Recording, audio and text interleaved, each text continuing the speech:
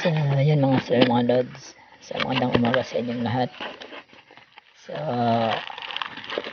ngayong araw na ito mga sir, mga lods.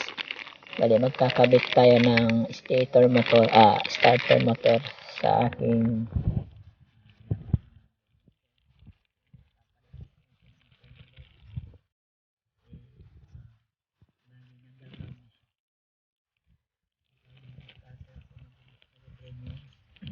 battery.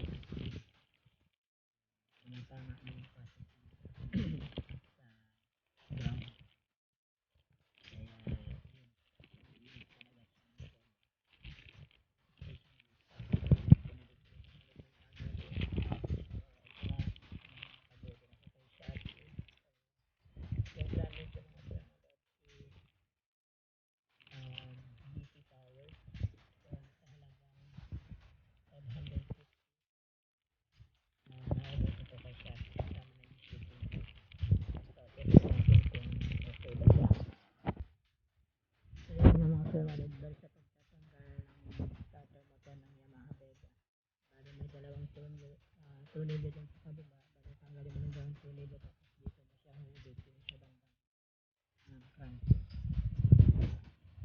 So yun mga sir, mga lods, bali nahugot ko na siya.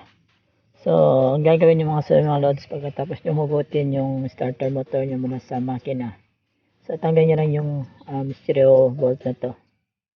So kung standard pa yung starter nyo, yung wiring nyo, may takip siya, so tanggalin nyo yung takip din. I-loose nyo lang yan para mapalit natin yung bago natin. So ayun nga mga sir, mga lods, bali nakabit na natin. So ang gagawin lang natin is screw natin siya para matestingan natin. So yun nga mga sir, mga lods, nagpitan na natin siya. So itong ground na lang, didikit na lang natin yung ground ulit, tapos testing na natin. So yun na mga sir, mga lods, so, nakabit na natin yung ground, tapos so ngayon testing na natin. So see natin. So yan, nakasusi na sa starter natin.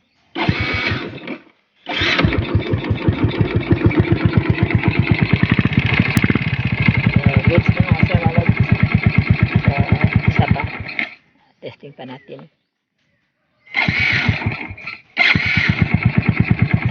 Okay. So ang lakas niya din mga sir, mga lods, dahil siguro bago pa siya.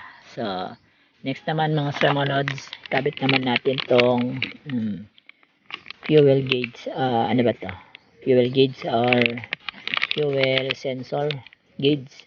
So para sa gasolina natin. So nabudol ko rin kay Shopee sa halagang 90 peso at so KYSK yung brand. Kabit muna natin.